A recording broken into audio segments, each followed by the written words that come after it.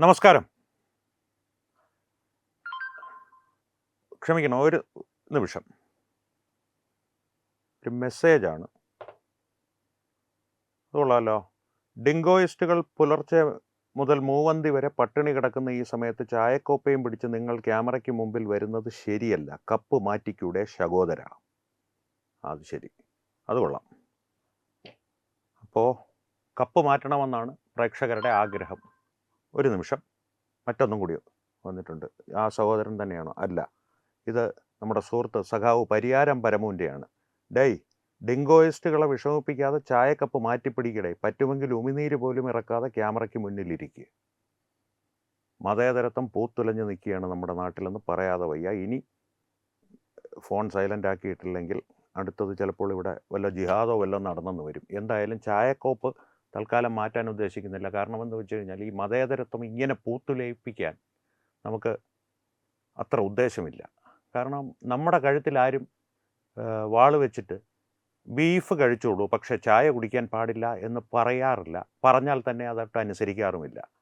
കാരണം അത്തരത്തിലുള്ള ഒരു ഭീഷണിക്ക് വഴങ്ങി മാധ്യമപ്രവർത്തനം നടത്തേണ്ട ഗതികേട് വന്നാൽ പിന്നെ ആ മാധ്യമപ്രവർത്തനം നടത്താതിരിക്കുകയാണ് നല്ലത് എന്നുള്ളതാണ് വ്യക്തിപരമായ എൻ്റെ ഒരു അഭിപ്രായം. ഞാൻ നടത്തുന്നത് ഏറ്റവും നല്ല മാധ്യമ പ്രവർത്തനമാണെന്നുള്ളൊരു അവകാശവാദമല്ല ഞാൻ ഉന്നയിക്കുന്നത്. പക്ഷേ ഈ സഖാവ് പരിയാരം പരമുവിൻ്റെ മതേതരത്വമോ അല്ലെങ്കിൽ ഈ ശകോദര ടീമുകളുടെ ഇത്തരത്തിലുള്ള വാശികളോ അല്ലെങ്കിൽ അവർക്ക് നോമ്പ് എടുക്കുന്ന കാലത്ത് നമുക്ക് കഴിക്കാൻ പാടില്ല, നമ്മളും കഴിക്കാൻ പാടില്ല എന്നുള്ള വാശികളോ ഒന്നും വകവെച്ച് കൊടുക്കേണ്ട കാര്യം ഒരു ജനാധിപത്യ രാജ്യത്ത് സ്വതന്ത്രമായി ജീവിക്കുന്ന ഒരു പൗരനും ഇല്ല എന്ന് വിശ്വസിക്കുന്ന ആളാണ് ഞാൻ. അങ്ങനെ വിശ്വസിക്കുന്നവരുണ്ടെങ്കിൽ അല്ലെങ്കിൽ അങ്ങനെ വിശ്വാസം തങ്ങൾ മുറുകെ പിടിക്കുന്നു, അത്തരത്തിലുള്ളൊരു വിശ്വാസം തങ്ങൾ മുറുകെ പിടിക്കുന്നു എന്ന് നിങ്ങളുടെ മുമ്പിൽ അഭിനയിക്കുന്നവരുണ്ടെങ്കിൽ അവരുടെ ഉള്ളിൽ കച്ചവട തന്ത്രം മാത്രമേ ഉള്ളൂ. കാരണം ആ വഴി അത്തരത്തിലുള്ള നാടകങ്ങളിലൂടെ കൂടുതൽ പ്രേക്ഷകരെ പിടിക്കുക എന്നുള്ള ഒരു ലക്ഷ്യം മാത്രമേ ഉള്ളൂ. അതുകൊണ്ട് തന്നെ പറയുന്നു,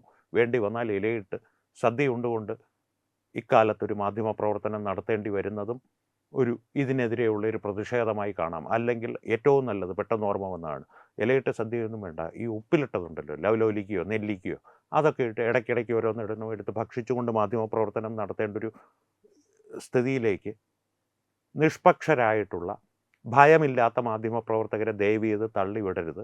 എന്നാലും കാര്യമായി തന്നെ പറയേണ്ടതുണ്ട്.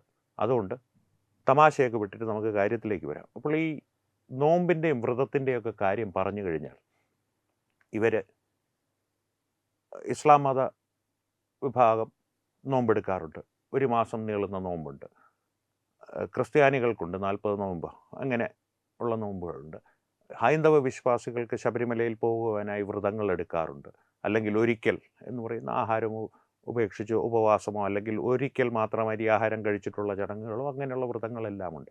അപ്പോൾ ഇത്തരത്തിലുള്ള വ്രതങ്ങളെയോ നോമ്പിനെയോ സംബന്ധിച്ച് പറയുമ്പോൾ എൻ്റെ ഏറ്റവും അടുത്ത സുഹൃത്തുക്കളിൽ ഒരാളാണ് അഫ്സൽ.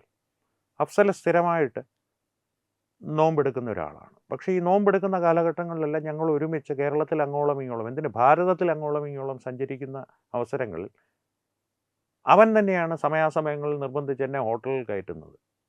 ഒരു തുള്ളി വെള്ളം പോലും അഫ്സൽ കുടിക്കാറില്ല. പക്ഷെ ഞാൻ കഴിക്കുന്നത് നോക്കിയിരിക്കും. പക്ഷെ അവൻ്റെ വിശ്വാസം അത്രത്തോളം ദൃഢമായതിനാൽ ഞാൻ കഴിക്കുന്നു എന്നുള്ള പ്രക്രിയ, ഞാൻ ആഹാരം കഴിക്കുന്നു എന്നുള്ള പ്രക്രിയ നോക്കിയിരുന്നാൽ പോലും അവൻ്റെ നോമ്പ് മുറിയാറില്ല. അതാണ് വിശ്വാസം. തിരിച്ച് ശബരിമലയ്ക്ക് പോകാനോ മറ്റോ ഞാൻ വ്രതമെടുത്തിരിക്കുന്ന സമയത്ത് അഫ്സലിന് എന്തെങ്കിലും ആഹാരം കഴിക്കേണ്ട സമയത്ത് അഫ്സൽ നോൺ വെജ് കഴിക്കുന്നയാളാണ്. ഞാൻ നോൺ വെജ് സാധാരണഗതിയിലേ കഴിക്കാറില്ല. എന്നാൽ അഫ്സൽ ഹോട്ടലിലിരുന്ന് നോൺ വെജ് കഴിക്കുന്നത് നോക്കിയിരുന്നാൽ എൻ്റെ വ്രതം മുറിയാറില്ല. കാരണം എൻ്റെ വിശ്വാസം അത്ര ദൃഢമാണ്. അപ്പോൾ ആ വിശ്വാസത്തിൽ അത്ര ഉറപ്പില്ലാത്തവരാണ് ഞങ്ങൾ പട്ടിണി കിടക്കുന്ന സമയത്ത് നിങ്ങൾ ആഹാരം കഴിച്ചാൽ, നിങ്ങൾ വെള്ളം കുടിച്ചാൽ, അതായത് ഇങ്ങനെ വെള്ളം കുടിച്ചാൽ ഞങ്ങളുടെ നോമ്പ് മുറിയും ശകോദര എന്ന് പറയുന്നത് സ്വന്തം വിശ്വാസത്തിൽ അത്ര ഉറപ്പില്ലാത്തവരാണ്.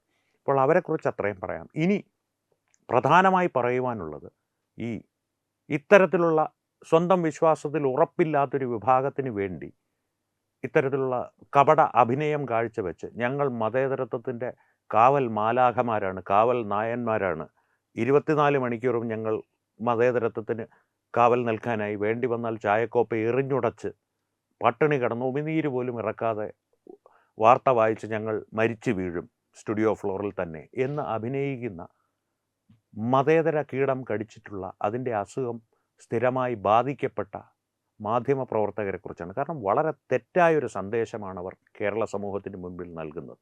ആലോചിച്ച് നോക്കൂ, ഭക്ഷണ സ്വാതന്ത്ര്യം എന്ന് പറഞ്ഞ് ബീഫ്, ഇത്തരത്തിലുള്ള ആരുടെയെങ്കിലും വിശ്വാസങ്ങളെ ഹനിക്കുന്ന കാര്യങ്ങൾ, അതും പ്രത്യേകിച്ച് ഹൈന്ദവ വിശ്വാസങ്ങളുടെ മേൽ എന്തെങ്കിലും കുതിരകയറ്റം നടത്താനൊരു സാധ്യതയുള്ള വാർത്തകൾ പ്രക്ഷേപണം ചെയ്ത് അഭിപ്രായ സ്വാതന്ത്ര്യം എന്ന് പറയുന്നത്, അല്ലെങ്കിൽ ഭക്ഷണ സ്വാതന്ത്ര്യം എന്ന് പറയുന്നത് കേരളത്തിൽ അങ്ങോളം ഇങ്ങോളം നിറഞ്ഞ് വിളയാടുകയാണ്.